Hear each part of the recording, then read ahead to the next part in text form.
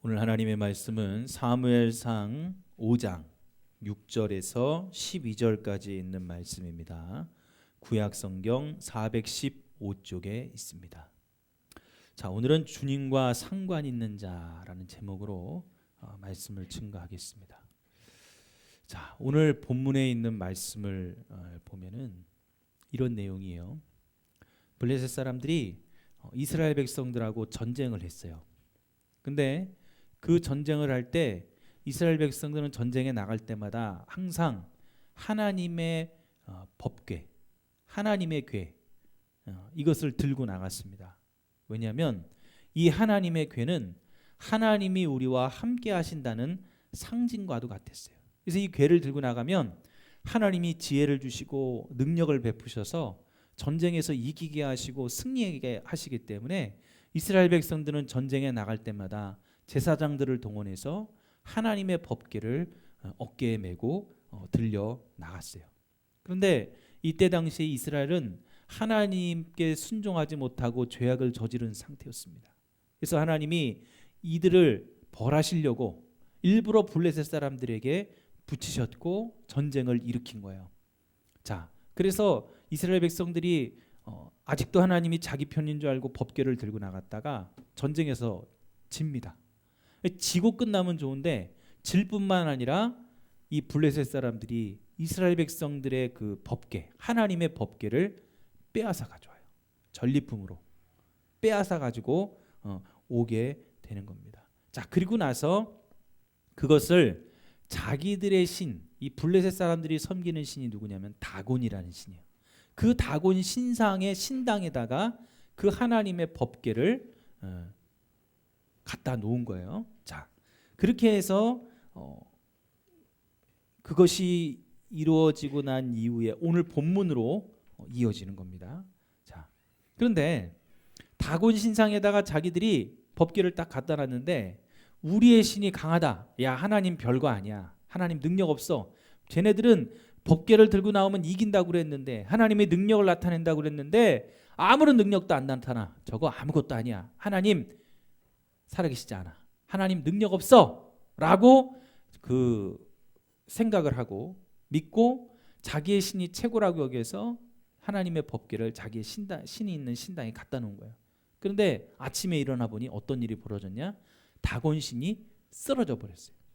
쓰러졌는데 목이 잘려 있고 팔도 잘려 있고 몸이 다 동강이 나가지고 부서져서 쓰러져 버린 거예요. 자, 완전히 무너져 버렸어요. 자, 그리고 이게 웬일이지? 하고선 다시 세워놨단 말이에요. 또 그 다음날 갔더니 신상이 또 넘어져 버렸어요. 자, 그러자 이 하나님의 법궤에 대해서 이들이 의심하기 시작합니다. 야, 안 되겠다. 어떻게 해야 되냐 하고서 고민을 하고 있는데 그래도 법궤를 그 신당에다 놓아놓자 하나님이 이번에는 그 아스돗 사람들을 독한 종기의 재앙으로 치셨어요. 그러니까 쉽게 말하면 전염병이 돌게 한 거예요. 사람들이 죽어나가기 시작했습니다.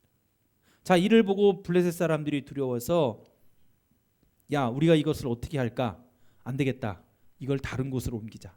그래가지고 하나님의 법궤를 아스돗에서 가드라는 곳으로 옮겼습니다. 그랬더니 이것을 옮겨갔는데 하나님의 손이 독한 종기를 가드 사람들을 치심으로 거기도 사람들이 죽어나갔어요. 재앙이 임했어요. 이번에는 에그론으로 보냈습니다. 에그론도 마찬가지였어요. 사람들이 막 부르짖죠. 울면서 야, 이 법궤를 괜히 가지고 와서 오늘날 우리 곳에 보내가지고 우리를 다 죽이려는구나. 그래서 블레셋의 모든 왕들이 다 모였어요. 안 되겠다. 이거 우리가 가지고 있을 물건이 아니구나. 있던 곳으로 다시 말해 뺏어왔는데 그 뺏어왔던 이스라엘 백성들에게로 이것을 다시 돌려보내자. 하지만 아무리 그렇게 결론을 내려도 자기들이 가지고 있는 법궤가 있을 동안에 하나님은 재앙을 계속 내리셨습니다.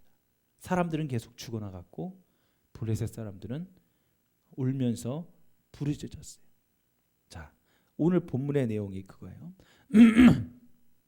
자, 이 본문을 통해서 우리가 얻을 수 있는 교훈이 있는데, 첫째는 하나님은 분명히 살아계신다는 겁니다. 하나님의 손이 블레셋 사람들을 치셔가지고 하나님 앞에 복종하게 했어요. 그래서 오늘 7절에 뭐라고 했냐면, 아스돗 사람들이 이를 보고 이르되 이스라엘 신에게를 우리와 함께 있지 못하게 할지라. 그의 손이, 하나님의 손이 우리와 우리 신 다곤을 친다. 이거 블레셋 사람들이 고백한 거예요.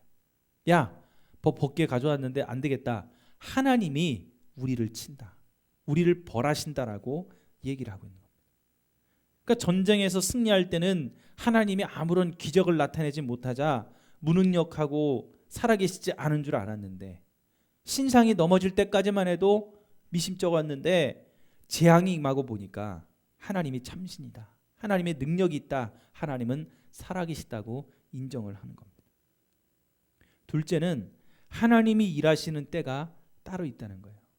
하나님의 능력을 원했던 이스라엘 백성들에게 엘리 제사장의 아들들의 죄악 때문에 전쟁에서 승리하고자 궤를 들고 나갔지만 하나님의 능력을 볼 수 없었어요. 무참하게 패했죠.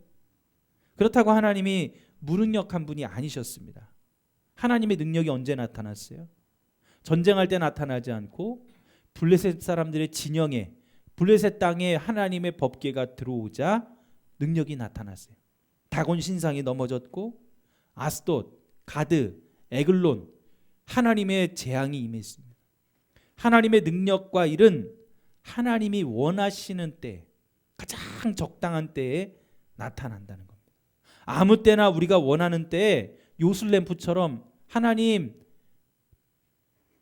제게 이런 소원이 있는데 들어주세요는 짠 하고 나타나는 게 하나님의 능력이 아니라는 거예요. 하나님의 때가 있어요. 하나님의 능력은, 하나님의 역사는 하나님의 때, 하나님의 시간에 그것이 이루어진다는 거예요. 기다릴 줄 알아야 됩니다. 자, 이 두 가지의 교훈을 통해서 우리가 뭐를 알아야 됩니까? 그건 하나님의 손은 능력이 있고 그 능력은 언제 어디서나 나타난다는 거예요. 하지만 하나님의 능력이 법궤를 가지고 있던 블레셋 사람들에게도 나타났어요. 그러면 여러분 어떻게 해야 됩니까? 그것을, 능력을 체험했으면 체험한 걸 가지고 깨달아야 되는데, 하나님의 능력을 체험했음에도 불구하고 이들은 하나님 앞에 돌아서지 않았다는 거예요. 중요한 거는 이거예요. 포인트는 이거예요.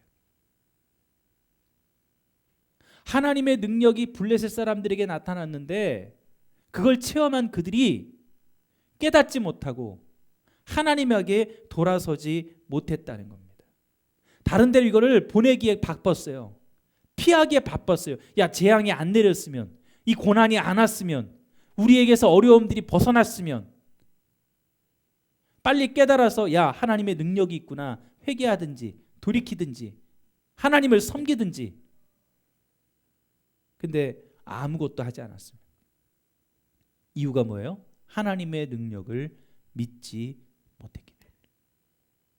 하나님을 믿지 못했다는 거예요. 여러분, 믿지 못했다라는 표현은 두 가지의 의미가 있어요. 체험하지 못한 것은 체험하지 못했다는 말과 같은데, 체험하지 못했다는 말은 두 가지의 의미가 있어요. 그게 뭐냐면, 체험하지 못한 것은 전혀 아무것도 체험하지 않은 것이 있고, 다른 하나는 체험을 했는데 알지 못했다는 것이 있습니다. 그 의미가 들어있는 거예요. 체험하지 못했다는 말에는 아무것도 체험을 안 해가지고 모르는 거. 다른 하나는 체험을 했는데 그것을 깨닫지 못하는 거.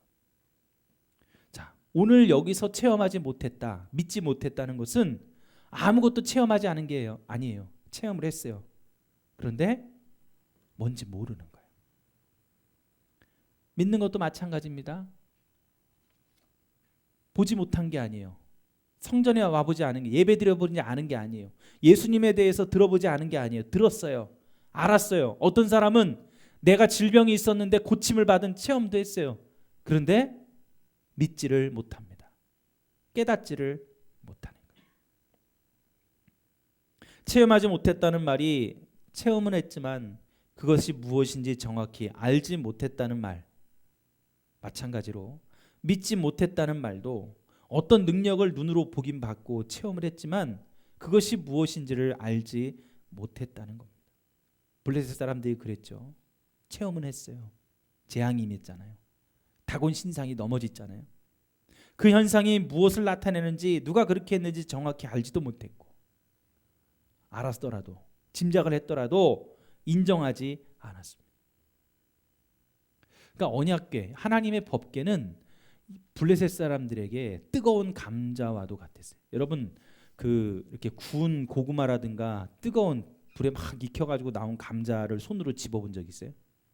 집으면 어때요? 뜨겁죠? 뜨거우면 손으로 잡고 있을 수 있어요, 없어요? 못 잡죠. 막 이리저리 굴리거나 나중에는 도저히 안 되면 이걸 던져버리죠. 뜨거운 감자는 그런 거예요.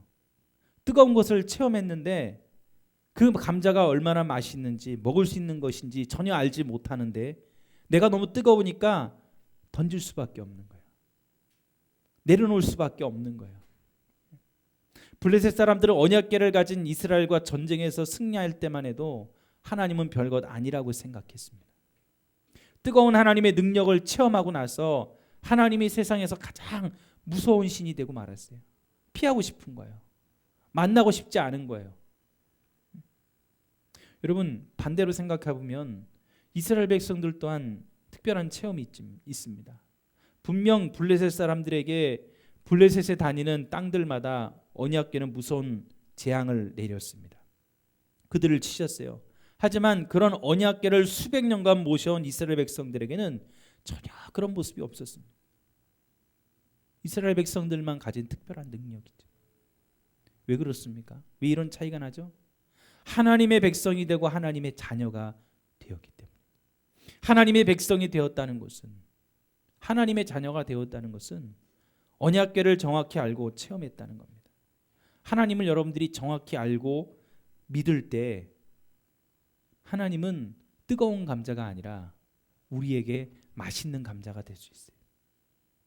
여러분들이 예수님을, 하나님을 알고 믿는 것, 그것이 너무나도 중요합니다. 그냥 예배 나와서 설교 말씀 듣고 봉사하고 교회 나오니 그냥 교제하는 게 좋고 이것만이 아니라 이것도 필요합니다. 하지만 정말 중요한 핵심은 여러분들이 예수님을, 하나님을 알고 체험하고 그분을 여러분들이 믿어 내가 하나님의 자녀가 되는 것이 여러분들이 가장 중요하게 여겨야 될 것이라는 거예요. 오늘날 우리가 진리이신 예수님을 믿습니다. 개신교, 기독교는 체험의 종교입니다. 예수님이 누구신지 알고 체험해야 내 안에 진리가 찰 수 있어요. 그래서 하나님의 능력이 나에게도 나타날 수가 있는 것이죠. 그러려면 내가 먼저 해야 될 게 있습니다. 그게 뭐냐? 하나님의 자녀가 되는 거예요. 체험은 여러 가지로 할 수 있습니다. 영적인 체험도 할 수 있고 신앙 속에서 부정적인 체험도 할 수 있습니다.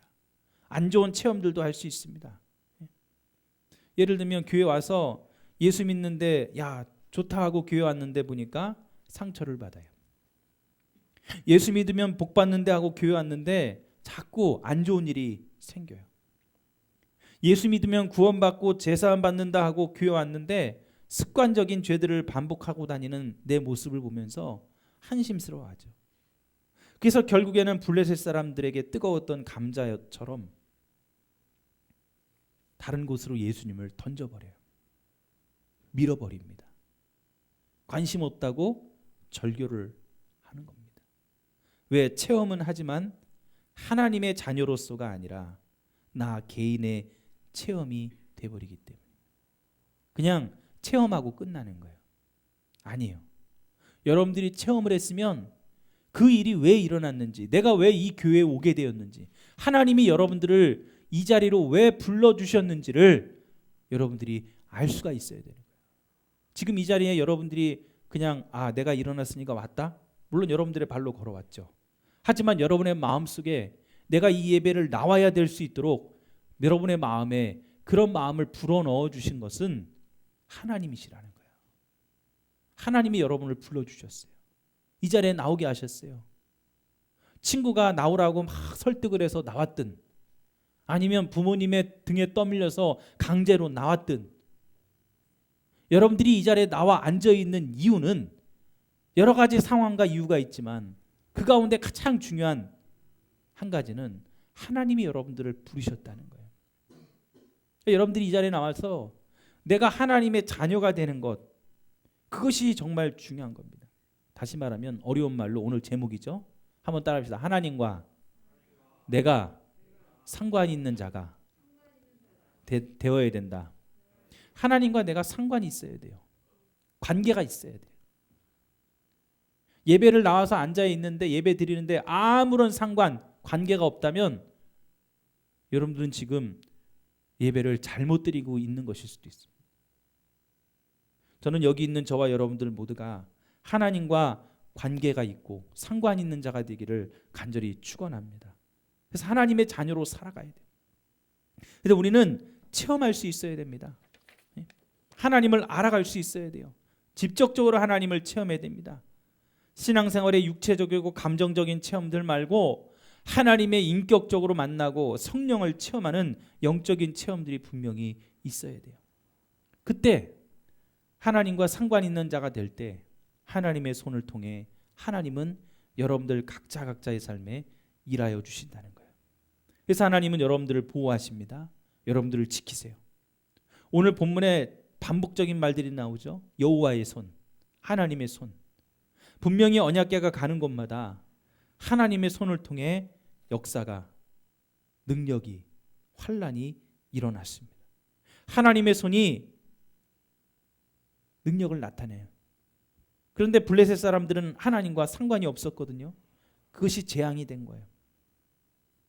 만약에 내가 하나님과 상관 있는 하나님의 자녀가 되면 하나님의 손은 능력으로 나타납니다.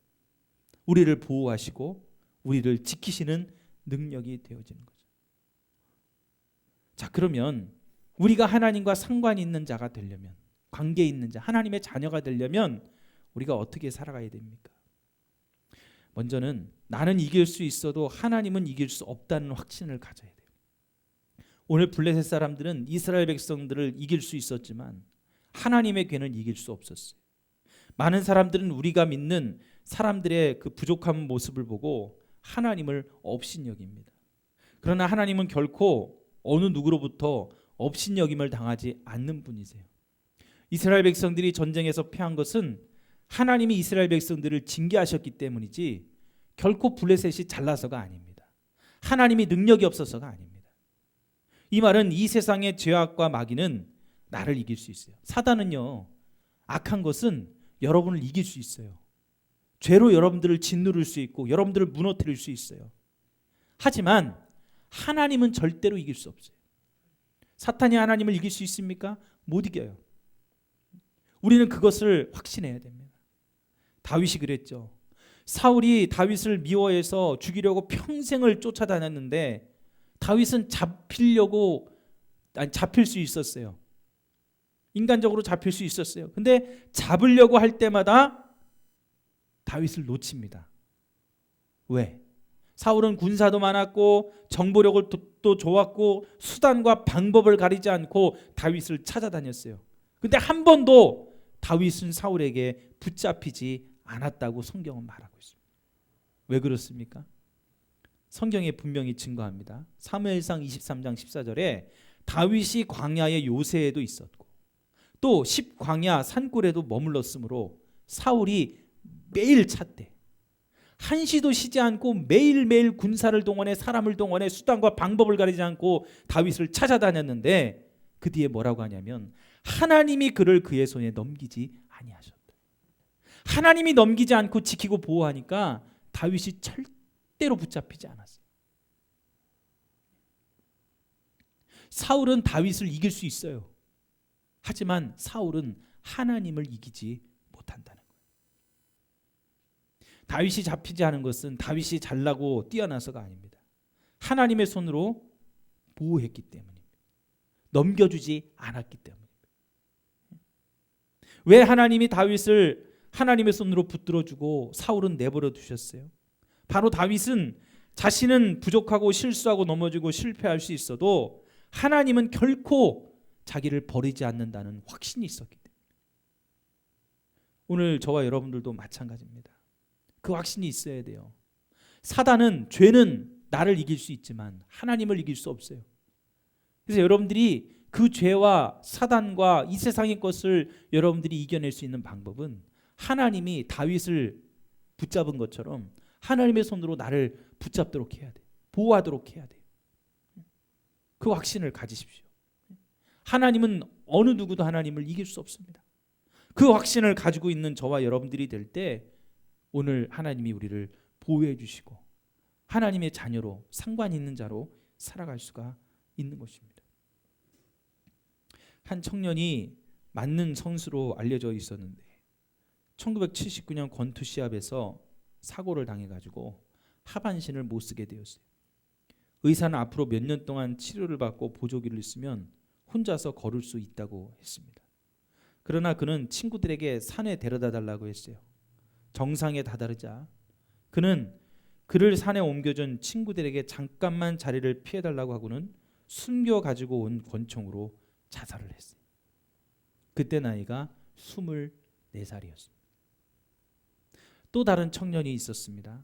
어느 날 불량배들에게 칼을 맞고 이 친구도 하반신이 마비가 됐어요. 근데 그는 굴하지 않고 투지로 노력한 끝에 낙하산 점프 묘기를 보일 수 있었고 특별한 장비를 갖춘 자동차를 운전하고 다니며 혼자서 밥도 해 먹고 세탁도 하고 청소도 하는 생활을 할 수가 있었습니다. 또 휠체어 스포츠에 관심을 가지고 이 사람은 3권의 사진첩을 출간할 수 있었고 아주 빛나는 그런 삶을 살아갈 수 있었어요. 동일한 상황에서 한 사람은 죽임을 택했지만 한 사람은 생명을 택했습니다. 왜 한 사람은 죽음을 택했고 한 사람은 생명을 택했을까요? 생명을 택한 사람은 확신이 있었기 때문입니다. 나는 비록 장애를 가지고 있어도 할 수 있다는 확신. 여러분, 성경은 생명과 죽음, 축복과 저주를 우리 앞에 놓았다고 말합니다. 택하는 것은 우리의 몫이에요. 여러분들이 저주와 사망을 택하는 것은 여러분들 몫이에요. 생명과 축복을 택하는 것도 여러분들의 몫입니다. 여러분들이 무엇을 택하든 그것은 여러분의 것이 될 거예요. 중요한 것은 하나님이 살아계시다는 확신을 가지고 생명과 축복을 택하는 사람에게는 바로 그 눈앞에 그의 삶에 생명과 축복이 펼쳐질 거라는 겁니다. 사랑하는 여러분, 누구든지 나를 이길 수 있어요.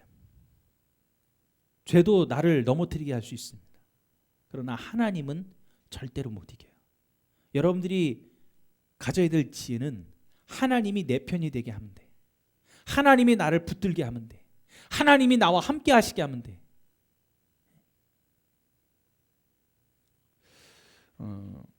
예전에 그런 일이 있었어요. 어떤 꼬마가 있었는데 가만 보니까 큰 형이 있더라고요. 놀이터에 가서 노는데 자꾸 이 꼬마가 좀 약해 보이고 작으니까 그걸 놀던 다른 이제 아마 좀 한두 살 많은 형아들이겠죠. 괴롭히는 거예요. 나중에 이 꼬마애가 누굴 데리고 왔냐면 아주 큰 자기 형을 데리고 왔어요. 자, 그 동네 꼬마들이 이 꼬마를 괴롭힐 수 있을까요? 없을까요? 못 괴롭히는 거예요. 얘는 이기는데 그 큰 형은 못 이기는 거예요. 마찬가지예요. 하나님이 여러분의 편이 되고 하나님이 여러분들을 손을 통해서 보호하시면 사단은 여러분들을 못 건드는 거예요. 여러분들을 이길 수 있어도, 여러분들은 넘어뜨릴 수 있어도 하나님은 절대로 못 이기는 겁니다. 두 번째로 우리가 하나님과 상관 있는 자, 하나님의 자녀가 되려면 불행의 원인이 무엇인지를 확실하게 알아야 됩니다. 오늘 11절에 보니까 이에 사람을 보내어 블레셋의 모든 방백을 모으고 이르되 이스라엘 시내궤를 보내어 그 있던 곳으로 돌아가게 하고 우리와 우리 백성이 죽임당함을 면하게 하자 하니 이는 온 성읍이 사망의 환난을 당함이라 거기서 하나님의 손이 엄중하심으로. 블레셋 사람들은 생각했습니다. 언약궤를 갖고 있는 곳마다 환난을 당하니까 원래 있던 곳 이스라엘로 돌려 보내자는 거예요. 이유는 언약궤가 있어서 환난을 당하고 재앙이 임하여서 사람들이 죽어나가니 이것을 보내야만 우리가 죽임을 면할 수 있다는 것이죠. 단순히 언약궤가 있기 때문이 아니라 블레셋의 불행의 원인은 다른 곳에 있었습니다. 뭐냐면 하나님의 손이었어요. 하나님의 손이 이들에게 보호가 아니요 지킴이 아니라 환난으로 작용했기 때문에 전쟁에서 승리하여 그 언약궤를 뺏어온 블레셋이 자기들이 강해서 이긴 줄 알고 교만한 거예요. 근데 언약궤를 가지고 와서가 아니라, 언약궤가 있어서가 아니라 하나님의 손이 그들을 치셨기 때문에 그들은 불행에 빠진 겁니다. 정작 그 환난, 하나님의 손을 통해 어려움을 당했을 때 블레셋 사람들이 불행의 원인이 어디 있는지를 알았다면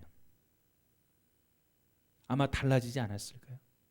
하나님을 믿지 않고 하나님의 자녀가 되지 않았기 때문에 하나님 앞에 굴복해야 되는데, 엎드려야 되는데 피하기만 했기 때문에 이들은 그 환난을 결코 벗어나지 못했어요. 우리도 그랬습니다. 하나님의 손이 내게 보호로 지킴으로 작용하기 위해서는 나에게 닥치는 불행의 원인이 무엇인지를 확실하게 알아야 됩니다. 그리고 그것을 확실하게 제거해야 우리가 하나님과 상관 있는 자들이요, 하나님의 손길로 우리를 도우시는 능력을 경험하게 되는 것입니다. 사사기 16장에 힘센 삼손이라는 사람이 나와요. 여러분 괴력의 사나이 삼손 아시죠? 근데 이 삼손이 태어날 때부터 나실인이어서 포도주와 독주를 마시지 않고 부정한 것을 만지지 않았고 머리털을 깎지 않았습니다. 자, 이 삼손이 들릴라를 만났어요. 근데 이 블레셋 사람들이 들릴라를 돈으로 매수해 가지고 삼손의 힘의 비밀을 알아내도록 했습니다. 처음에는 알려주지 않았어요. 근데 결국 삼손이 자기가 사랑하는 여인인 들릴라에게 자기의 힘의 원천이 무엇인지를 알려줍니다. 그 힘의 원천이 뭐예요? 머리털이라는 거예요. 그래서 머리털을 밀었더니 삼손의 힘이 어떻게 됐다? 사라져 버렸어요. 자, 근데 여러분 잘 보세요. 이것은 삼손의 착각이었어요. 힘의 원천은 머리털이 아니라 하나님이셨습니다. 처음부터 하나님이 삼손에게 힘과 능력을 주셨기 때문에 괴력의 사나이, 힘센 사람이 된 것이지, 머리털을 자르지 않았기 때문에 힘이 세졌다? 그건 잘못 알고 있는 거죠. 원인을 몰랐던 삼손, 결국에는 자신의 불행의 원인이 되었고 하나님과 상관없는 자가 되고 말았어요. 두 눈이 뽑혀지고 소처럼 맷돌을 돌리는 신세가 되어버렸죠. 여러분들에게 오는 불행의 원인, 여러분들에게 오는 환난의 원인, 여러분들이 지금 닥쳐 안고 있는 모든 것의 원인이 어디 있는지를 알아야 됩니다. 하나님이 우리 모두를 보호해 주시는데 우리가 어떨 때는 그 원인을 잊어버릴 때가 있어요. 간과할 때가 있어요. 제가 영상을 보다가 어떤 선교사님의 영상을 봤어요. 평안하게 잘 한국에서 직장 생활하며 살던 분이었는데 하나님의 부르심, 하나님이 강력하게 그 분을 선교사로 부르셨어요. 그래서 저 멕시코의 오지에 전혀 가보지도 않았던 곳에 선교사로 부름을 받아 가게 됐습니다. 자, 거기에 가가지고 그곳은 어려운 곳이었어요. 경제적으로도 또 생활적으로도 많이 어려웠어요. 자, 그런 곳에 딱 갔는데 어느 날 비가 막 내리는 밤 운전을 해오다가 마주오는 트럭과 사고가 났어요. 이 선교사님이 병원에 가서 혼수 상태로 24시간 동안 누워 있는데 그 누워 있는 동안 영적인 세계를 경험합니다. 어떤 영적인 세계를 경험하느냐면 예수님을 만나게 됐어요. 자, 그 예수님을 만나게 됐는데 자기는 너무나 반가워서 예수님에게 다가갔는데, 근데 그곳은 단순히 예수님을 만나는 곳 천국이 아니라 예수님의 심판대였다는 거예요. 예수님을 딱 만났는데 예수님만 계신 게 아니고 갑자기 사단이 오더라는 거죠. 예수님과 사단과 자기가 딱 있어요. 그랬더니 그 순간 갑자기 무슨 책처럼 뭐가 쫙 펼쳐지는데 자기의 인생이 태어날 때부터 지금까지 살아온 모든 인생이 그 심판대 앞에서 모든 행해진 일들이 쫙 펼쳐지더라. 얼마나 그 모습을 보고 자랑스러운 게 아니라 부끄럽고 수치스러웠는지. 야, 내가 저렇게 살았나? 사단만 본 게 아니라 예수님도 그걸 봤어요. 사단이 옆에서 막 이제 참소합니다. 어려운 말로 고자질을 하는 거예요. 예수님 보세요. 얘 인생을 보세요. 얘 이렇게 살았거든요. 이게 말이 돼요? 예수 믿는다는 사람이, 하나님을 믿는다는 사람이 이렇게 살아도 돼요? 그래서 막 참소를 해요. 근데 예수님이 아무 말도 하질 않으신 거예요. 계속 참소하는데 그렇게 말씀을 안 하시고 가만히 있자 사단이 나중에 물러갔어요.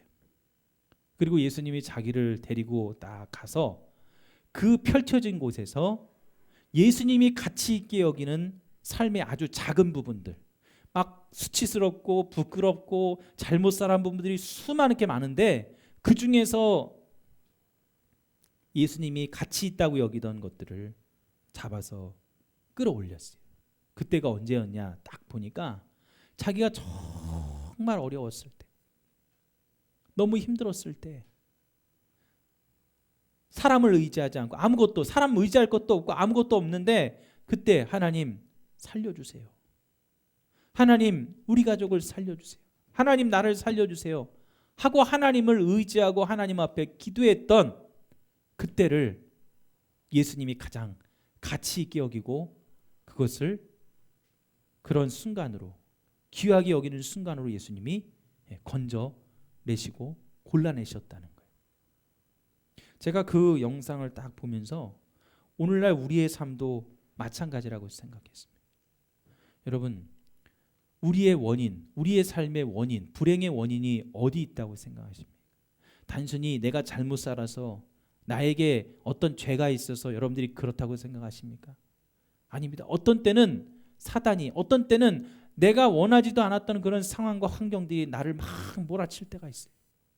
그런데 예수님이 우리 가운데 가장 귀하게 여기시는 순간이 어떤 때냐면 그런 상황 속에서도 하나님을 가장 귀하게 여기고 하나님 살려주세요 도움을 구하는, 간절하게 매달리는 그 모습을 가장 귀하게 여기신다는 거예요. 그 원인, 우리를 살려줄 수 있는 이 환난과 불행의 원인, 이것을 넘어서 우리를 구해줄 수 있는 그 가장 큰 하나님의 손이 무엇인지를 깨닫고 의지하는 것을 하나님은 우리에게 원하신다는 거죠. 오늘은 종료주일임과 동시에 이번 주간은 고난주간입니다.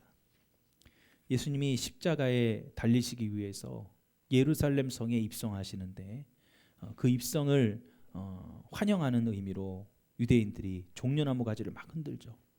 그러면서 예수님을 환영하고 예수님을 맞아들입니다. 오늘은 그러한 종료주일이에요. 그런데 또 동시에 예수님이 금요일 날 십자가에 달려 죽으시는, 고난을 받으시는 고난 주간이기도 합니다. 오늘 저와 여러분들이 이 주간 동안 다시 한번 여러분의 삶을 돌이켜 봤으면 좋겠습니다.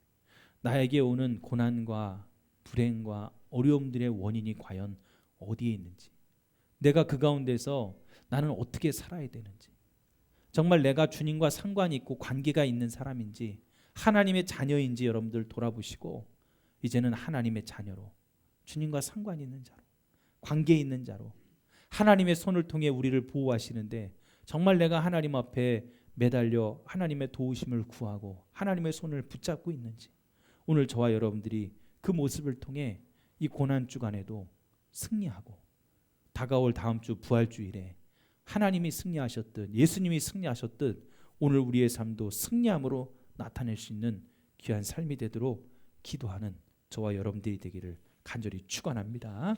기도하시겠습니다.